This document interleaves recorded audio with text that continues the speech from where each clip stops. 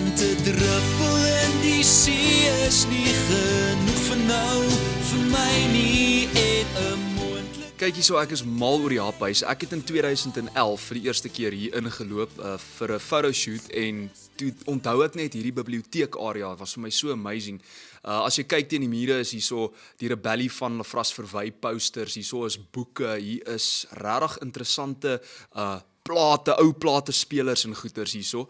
So ek dink dit gee vir mense 'n gevoel van old school, né? Dit vat jou 'n bietjie terug in tyd. Ek hou van kreatief wees en ek dink deel van hoe ek my lewe kan uitleef om kreatief te wees is natuurlik radio by Groot FM, maar nog 'n passie wat ek het om myself kreatief uit te leef is natuurlik musiekvideo's. Om saam met Pieter te werk is 'n ongelooflike fees want 'n mens bring idees na die tafel toe en Pieter meet jou in die helfte. Hy sal jou meet en hy bring altyd ook nuwe idees.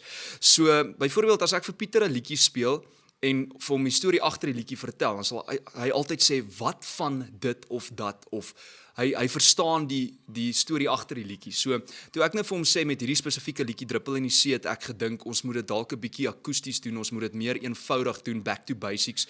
En ons kry een venue en ons doen performance shots op een plek.